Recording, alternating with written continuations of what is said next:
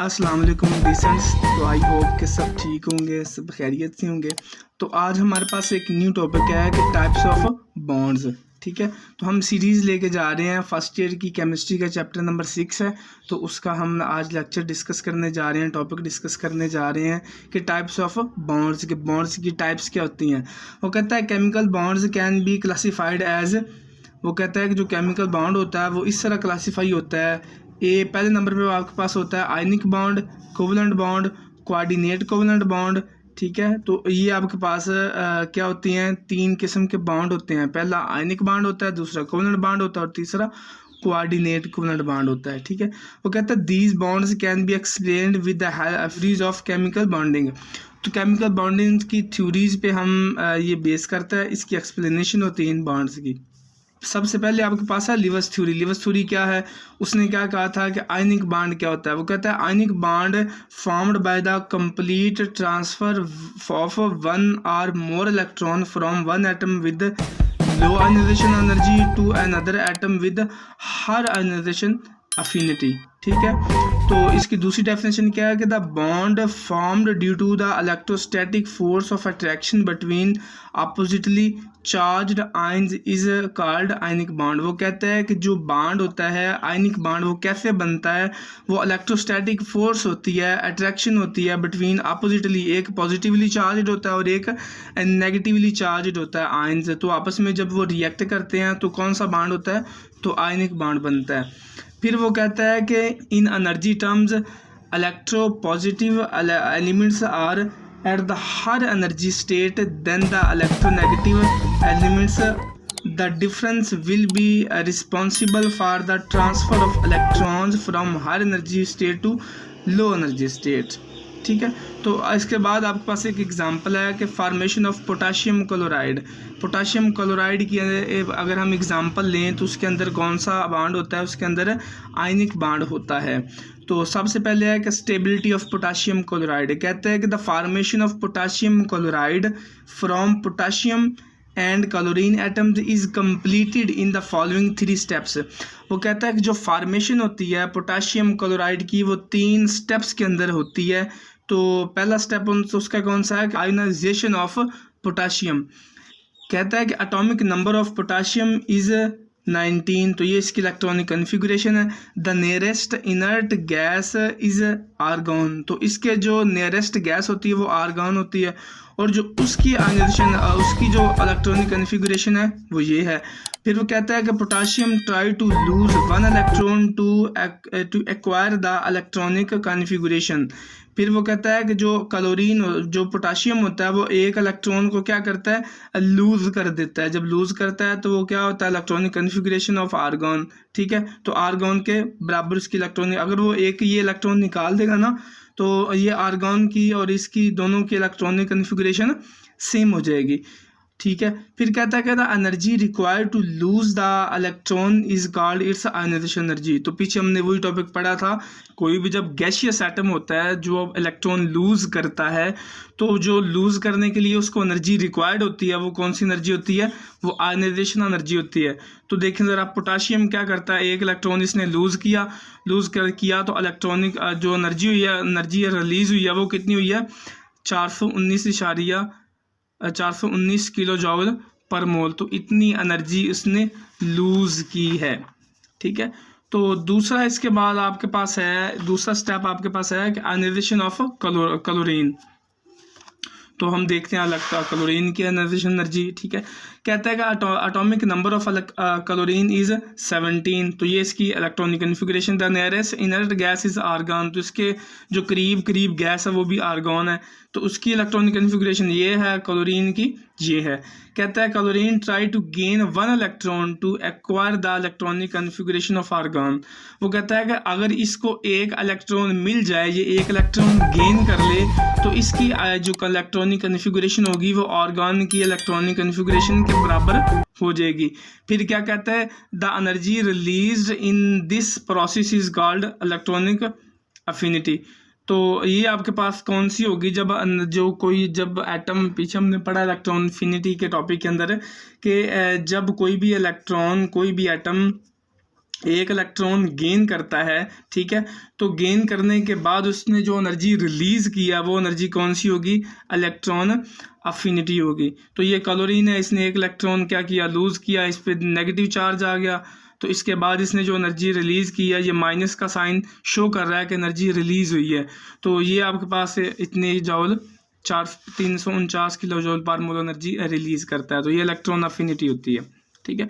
तो तीसरा स्टेप है कि formation of KCl from potassium and chlorine, ठीक है। तो कहता है कि पोटाशियम के positive and Cl negative ions are oppositely charged. तो देखें ज़रा, पोटाशियम के ऊपर के ऊपर पॉजिटिव चार्ज है और Cl के ऊपर नेगेटिव चार्ज है, तो ये दोनों अपोजिटली चार्ज हो गए। So attract each other to form sodium to form solid potassium chloride. क्या करते हैं, जब ये दूसरे को अट्रैक्ट करते हैं तो ये सॉलिड पोटाशियम क्लोराइड बना देते हैं KCl, ठीक है। वो कहता है कि and as a result of this attraction energy is released called lattice energy. तो ये जो एनर्जी रिलीज होगी वो कौन सी होगी, वो लैटिस एनर्जी होगी। तो कितनी रिलीज हुई है, -490 किलो जॉल पर मोल। जब इन दोनों ने आपस में फार्मेशन करने के बाद जो एनर्जी रिलीज हुई है वो आपके पास होती क्या, वो लैटिस एनर्जी होती है। तो ये कितनी हुई है, 649 और 690 किलो जॉल पर मोल। फिर वो कहता है the overall energy released during the formation of potassium chloride from K and Cl atoms can be calculated.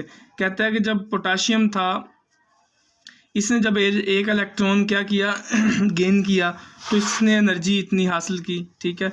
और सॉरी, जब पोटाशियम ने एक इलेक्ट्रॉन निकाला तो उसने क्या किया, इतनी एनर्जी इसने एब्जॉर्व की। जब क्लोरीन ने एक एटम को निकाला तो इतनी एनर्जी रिलीज की। फिर इन दोनों की जो फार्मेशन हुई तो ये इतनी एनर्जी रिलीज हुई, ठीक है। तो जो टोटल एनर्जी रिलीज हुई है तो वो है -620 किलो जॉल पर मोल इन दोनों के बनने के बाद। इन सबको कैलकुलेट किया उसने, कैलकुलेट करने के बाद जो आंसर आया वो ये है आपके पास, ठीक है। तो इसके बाद आपके पास क्या है, इसके बाद है कि ionic bond is usually formed between the element of group first A and second A having the low ionization energy values and those of group 7A and 8A having highly electron affinity values, ठीक है। तो इसके बाद है आपके पास the formation of di positive, tri positive and di negative ions take place as this, ठीक है। तो ये आपने इसको रीड आउट कर। इसके बाद आपके पास है in CaO and CaS cations and anions are present in 1:1 ratio in Al2CO3 and this cation and anions are present in this ratio. इसमें कौन सी रेशो, 1:1 की रेशो, इसमें 2:3 की रेशो है कि, ठीक है। वो कहता है criteria of electronegativity also helps us to understand the nature of bond. कहता है कि इफ इलेक्ट्रोनेगेटिविटी डिफरेंस इज 1.7 और more than the bond is said to be ionic. NaCl has 70% ionic character, CSF has 90% ionic character. Calculation tell us that there is no bond with 100% ionic character. तो को कहता है कि कोई भी जितनी भी कैलकुलेशन हमने की हैं वो ये साबित करती हैं कि कोई भी जो कोई भी बॉन्ड होता है वो 100% आयनिक कैरेक्टर नहीं रखता, ठीक है। हम डिस्कस कर रहे हैं टाइप्स ऑफ बॉन्ड। तो बॉन्ड की जो दूसरी टाइप है वो है covalent bond or electron pair bond, ठीक है। कोवलेंट बॉन्ड को हम इलेक्ट्रॉन पेयर बॉन्ड भी बोलते हैं। तो आए हम इसकी डेफिनेशन डिस्कस करते हैं। वो कहता है the chemical bond formed by the mutual sharing of one or more electron pairs between two atoms where each atoms distributes the equal number of electron is called covalent bond or electron pair bond. तो क्या कहता है, वो कहता है कि mutually sharing होती है एक एटम या दो इलेक्ट्रॉन के दरमियान, ठीक है, ऑफ टू एटम्स। तो कहता है कि ईच जो डिस्ट्रीब्यूशन होती है इनकी वो कितनी होती है, वो इक्वल होती है, ठीक है। तो इसकी दूसरी डेफिनेशन क्या है, वो कहता है कि the bond formed by the overlapping of partially filled atomic orbitals of two bonded atoms is called covalent bond. तो ये उसकी सेकंड डेफिनेशन थी। कहता है कि the bond formed by the overlapping, जो ओवरलैपिंग के साथ बॉन्ड बनते हैं of partially filled atomic orbital, जो पार्शियली फिल्ड ऑर्बिटल्स होते हैं उनकी जो फॉर्मेशन होती है, और जब ये वो फॉर्मेशन करते हैं तो जो बॉन्ड बनता है वो कौन सा होता है, वो पोलर कोवलेंट बॉन्ड होता है। फिर वो कहता है कि polar covalent bond is formed between two non metals atoms. ठीक है, वो कहता है कि जो कोवलेंट बॉन्ड होता है वो टू नॉन मेटल्स के दरमियान बनता है। प्रॉपर्टीज़ हैं इसकी जी। तो आगे हम इसकी प्रॉपर्टीज़ डिस्कस करते हैं। तो पहली प्रॉपर्टी है कि a covalent bond is formed between two non metal atoms. ठीक है, फिर कहता है a covalent bond is formed between two atoms whose electronegativity difference is less than 1.7। तो कोवलेंट बॉन्ड तब बनता है जब एटम्स, जब इनका इलेक्ट्रोनेगेटिविटी का डिफरेंस कितना 1.7 से लेस हो। फिर क्या कहता है, वो कहता है कि it is represent by the small line or each dash. तो इसको डैश के अंदर इनको डैश के अंदर जारी किया जाता है। फिर कहता है the covalently bonded atom are at lower energy state than separated atoms. ठीक है, फिर वो कहता है a covalent bond by sharing one pair of electron is called single covalent bond. जिनके अंदर एक बॉन्ड की एक वन पेयर ऑफ इलेक्ट्रॉन, जिसमें एक इलेक्ट्रॉन हिस्सा लेते हैं, एक पेयर इलेक्ट्रॉन का हिस्सा लेता है, वो कौन सा होता है, वो सिंगल कोवलेंट बॉन्ड होता है। जैसे इनको इस तरह भी ज़ाहिर करते हैं, उनको इस तरह भी ज़ाहिर करते हैं। तो यहाँ पे हम इसको ये चीज़ से भी ज़ाहिर कर सकते हैं कि ये आपके पास क्रॉस का निशान भी होता है दोनों तरफ। ठीक है, एक ये क्रॉस और एक यहाँ पे क्रॉस। फिर कहता है a covalent bond formed by two pair of electron is called double covalent bond. तो ये इसके बाद जब डबल बॉन्ड आ जाएगा तो डबल बॉन्ड है, सिंगल हो तो सिंगल बॉन्ड। फिर इसके बाद है a covalent bond formed by sharing three pair of electron is called triple covalent bond. तो इनके अंदर ट्रिपल कोवलेंट बॉन्ड होता है। कहता है while sharing each atom completes its valence shell and attain the nearest inert gas configuration. तो इसके बाद है कि नॉन पोलर कोवलेंट बॉन्ड कौन से होते हैं। ठीक है, कहता है a covalent bond in which bonding electrons pair are not equally shared is called non polar covalent bond. ठीक है, तो ये नॉट इक्वली शेयरिंग इनके अंदर नहीं होती। फॉर एग्जांपल कहता है इन H2 और Cl2 molecules are two electrons forming the covalent bond are equally shared by the two identical atoms having some electronegativities due to even distribution. Charge of bonding atoms remains electrically neutral. ठीक है, तो HH की bond देख लें और Cl की देख लें, तो ये आपके पास क्या होती है, इनके अंदर इक्वल डिस्ट्रीब्यूशन नहीं होती। नॉन पोलर कोवलेंट बॉन्ड कहता है the covalent bond is in which the bonding electron pair are equally shared is called non polar covalent bond. तो जैसे H2 और ये दो मिसालें आपके पास हैं कि जिनके अंदर सेम डिस्ट्रीब्यूशन होती है, वो कौन से होते हैं, वो नॉन पोलर कोवलेंट बॉन्ड होते हैं।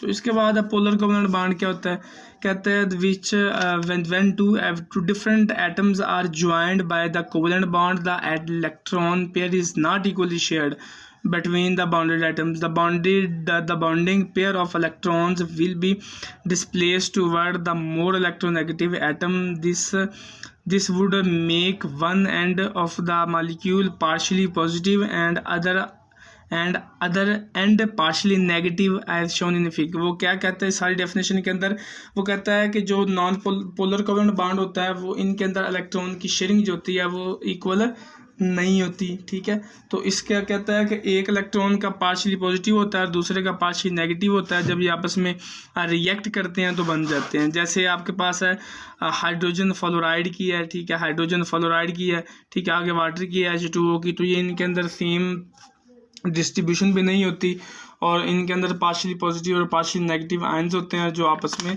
मिलके।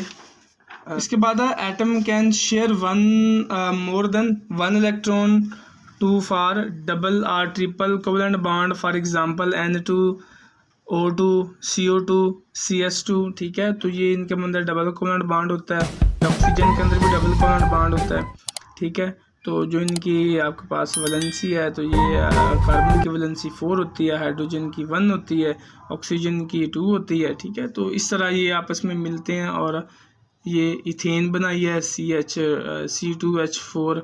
ठीक है, तो ये इनके अंदर डबल बॉन्ड होता है और ये इथीन बन गई है, तो इथीन के अंदर ट्रिपल होता है। ठीक है, तो ये आपके पास आ गई। इसके बाद है क्या कहता है, वो कहता है कि some of non metal atoms practically carbon atoms mutually share their electron with each other to form long chain, thus form large sized molecules called macromolecules. Diamond है, ग्रेफाइट है। ठीक है, तो ये आपके पास इसकी बेस्ट एग्जांपलें हो सकती हैं।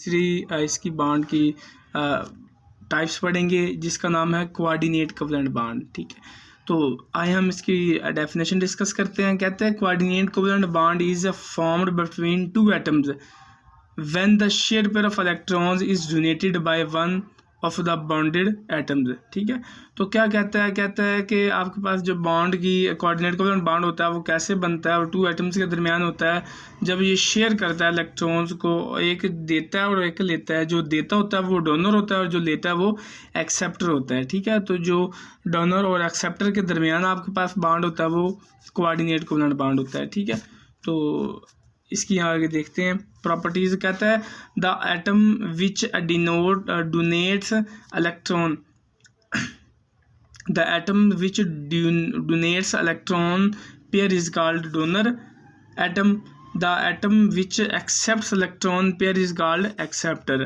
तो क्या कहता है, जो देता है वो डोनर होता है, जो लेता है वो एक्सेप्टर होता है। कहता है कि this bond is represented by an arrow, direction of arrow is from donor atom to acceptor atom. ठीक है, तो क्या कहता है, जो एरो का निशान होता है वो डोनर से एक्सेप्टर की तरफ होता है।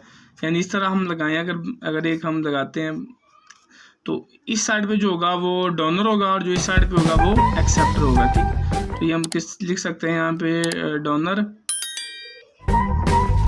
तो यहाँ पे हम लिख सकते हैं एक्सेप्टर।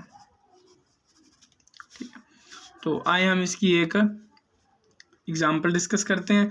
कहता है कि जो BF3 है is an electron deficient molecule, the accepts of pair of electron from an atom of NH3 to form a coordinate covalent bond. ठीक है, तो ये देखें आपके पास N और ये BF है, इसने जब ये डोनर है।